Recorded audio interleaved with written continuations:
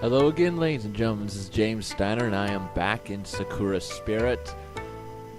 And the first episode, from what I last saw, was not very successful, but I'm going to continue to do this regardless because, hey, why not? Alright, so let's just jump right back into it. Once school was over, I decided to take my chances with the little bit of intel I had managed to obtain from my classmates. If memory served me right, Area Senpai would be practicing at the dojo today. Of course, I knew her. She was a judo student just like myself, but for whatever reason she has been refusing to compete in any tournament for a while now. Area Senpai, are you around? I shouted her name as I parked my bike, looking around for any sign of the girl. Wah! Hey-ya! Hey! Follow the shouts and you will find her. I grinned briefly as I saw Arya seemingly in the middle of practicing a series of motions, almost as if she was fighting an imaginary opponent. Perhaps now was a perfect opportunity to surprise her a little. I snuck closer, making sure to make as little noise as possible before I reached a hand towards her shoulder. Arya! Feeling a hand on her shoulder, Arya reacted. She grabbed hold of my hand and with a loud grunt shifted her weight, curling and tipping me over her shoulder. I didn't have time to brace myself for the impact before I hit the ground like a sack of potatoes. Hiya! No one sneaks up on the great Kunoichi Arya. Oh, Taka Boy. I didn't realize it was you. I'm sorry, are you okay? Kunoichi? More like Tasmanian devil. That throat didn't have a shred of mercy in it. There's no mercy in the ring, Taka Boy. Better that you learn that now than in 2 weeks' time. Let me guess, you want to do some sparring, don't you? I actually came here to ask you something, but I guess a little sparring wouldn't hurt. Oh, what do you want to ask? We've got all afternoon and I could do with a bit of a break anyway. Where to start? You used to take part in big and important matches in the past, right? Didn't you ever get nervous before going into the ring? Oh yeah. Huh. This one time I got so nervous I hid in the kitchen cupboards until my dad found me and dragged me to the car. Of course, that was when I was, like, 8. Well, obviously I can't go and hide for my match, but one of my friends made this stupid suggestion that I go and pray or something. Honestly, at this point, I'll do anything to calm my nerves a little. Taka Boy, are you sure about this? You mean the match? Of course I am. I've been practicing judo ever since I was old enough to walk. This is my chance to finally represent this country and the sport I love. Seems very self-righteous here, but from what was earlier, he was... I don't know. This character that I am role-playing as, I don't really like. The other characters, I don't mind. Arya seemed to think for quite a long time, all the while tapping her jaw with a finger. Eventually, she snapped her fingers and grabbed a tight hold of me. Alright, I'll tell you the way to this shrine... Words. Alright, I'll tell you the way to this shrine I know, but it's going to require more than a simple clap of your hands and bob of your head. You need to give something to that shrine, something of value. I guess I'll have to think of something before we get there. Thanks, Senpai. I appreciate the help.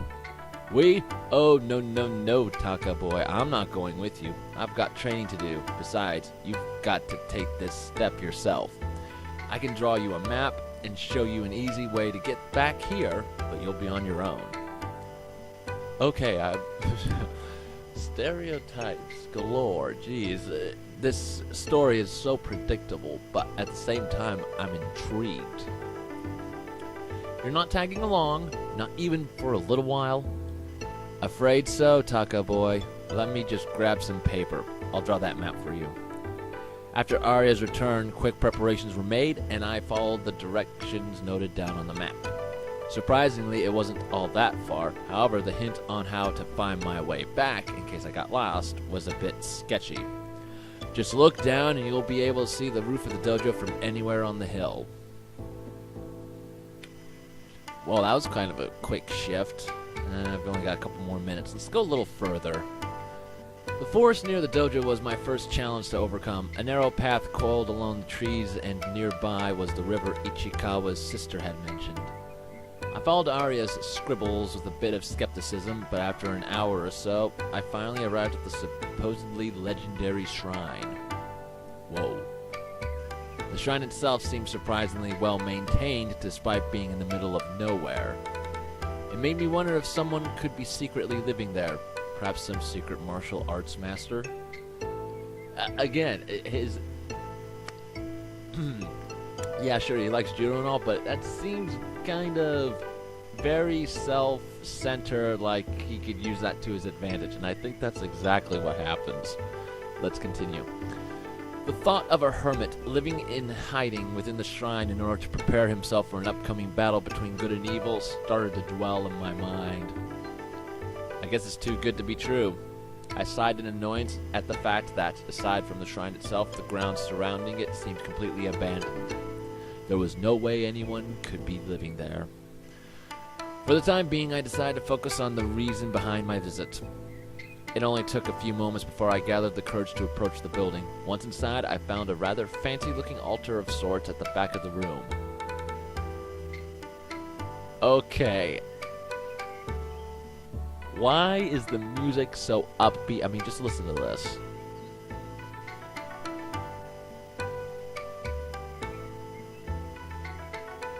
And despite the music, I've got this feeling of impending doom. Or at least impending harem, as it were. Anyway, let's continue. I guess this is the thing that everyone's talking about. Silently, I folded up the map I had been given. Putting it inside my bag, I approached the altar. I was kind of skeptical about the whole religious aspect, so I wasn't too sure if this was actually going to work. I don't even think luck will do me much good in a match like this. In my opinion, there wasn't any room for things like luck in martial arts. Judo is all about using the knowledge you have gained through training. Of course, a good amount of talent also helps. Again, it makes him seem very self-centered and self-important. Oh, God. Just talking as this character makes me feel a little ill. Hopefully his character changes a little bit. There was simply no room for something as superstitious as luck. Clearly, this was going to be a match where my experience and talent would be pushed to their limits. Nothing more and nothing less. The music stopped. Okay. How curious. The boy doesn't believe in superstition, and yet he stands here surrounded by the very thing he denounces.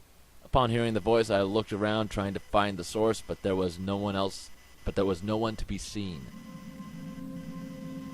Okay, that just got ominous. Who's there? Quite the cliched question, but the right thing to ask is, where am I? What are you talking about? Show yourself. Not yet. Entertain me for a little while longer, would you? This is a place like no other. Why did you come here if you do not believe in things such as luck? Alrighty, this is actually very interesting. I like the dialogue thus far of this female character, because even she says it was a cliched question, and it was. And I actually have no idea where she probably would be hiding because it's just a still frame. Let's continue. I came here to prepare myself. Oh, do enlighten me about what this something might be that you are preparing yourself for. I felt a little bit annoyed as the questions continued, but maybe if I kept talking to her, I would be able to find out where she was hiding. There seems to be a little bit of an error there. I'm preparing for a tournament, a judo match. Judo? What might that be? Seriously, you don't know what judo is? It's a highly skilled combat art. Aha, so you're a warrior, hesitant to go into battle and came here in hope of finding the resolve to fight. I'm not sure about the warrior part. How fortunate! It just so happens that there is a need for one of your kind. Oh dear God. Are you kidding me? That's what you should be thinking. My kind, a hero. This shrine brings fortune to heroes such as yourself. However, every great hero must sacrifice something in return. Sounds like what the others mentioned. Your version sounds better, though. Laughing briefly at the story, I decided to play along and clapped my hands together in prayer. So what's next? Do I offer up my allowance or something?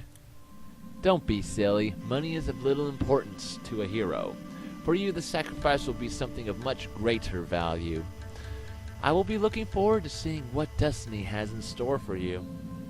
As if on cue, I began to feel nauseated the moment the girl's words reached my ears, my head spinning wildly. Slowly, I staggered backwards, collapsing onto my back. As my vision grew blurry, the sound of approaching footsteps could be heard. Oh dear God. Okay. Of course. I'm thinking she's either a dragon or a demon. Based on the tail and the horns, I'm thinking more along the line of dragon, but then you have the chains there, which makes me think demon. Good luck, hero. You're going to need it. Despite my attempts to get back up, all I managed was a brief look at the girl. The sight of horns and a tail left many questions, but before I had a chance to utter even a single word, my consciousness succumbed to darkness.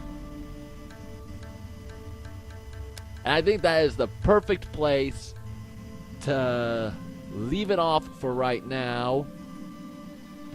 Though there's no save point, so I guess I will continue until I hit the next save. Rays of sunlight stirred me back to life, a groan of annoyance leaving my mouth while I tried to get back onto my feet. I felt a bit dizzy, but the first thing I noticed was that I was no longer at the shrine. Instead, it looked like the forest near the dojo. Of course, my first thought was to look around to see if I could find the girl from before, but not a trace of her presence remained. To make things even stranger, the path I had followed amidst the trees seemed better maintained than I remembered. I should probably head home. That's actually the perfect place to end this. So I'm just going to save this right now. But yeah, I am thinking it has to be a dragon or a demon. Or maybe a combination of the two. I have a very sneaky suspicion of where this is going, but I'm very interested to see what happens. And the description of this game, of this quote unquote game, made it seem like you would make some choices throughout. That the question is, what choices are they going to be? I'm thinking most likely picking one love interest over another, and those are the only decisions that you make as the character. That's what I'm thinking. Because I doubt there's going to be any other actual legitimate gameplay. Because, again, this seems like one of those novels that you had when you were a little kid where you would read through it, and then it was a choose-your-own-adventure book. You know, you would go to that, whichever page that you decided the path you wanted the hero to go on until you reach the end. Thinking this is along the same lines. Hopefully I'm right, and I just hope that the story is actually legitimately interesting. I am intrigued, but at the same time, the character is somewhat unlikable, so I don't know. Hopefully it gets better, and the character changes a little bit, makes him somewhat more of a likable character. But until then, that's my time, and I will see you guys in the next video. Goodbye.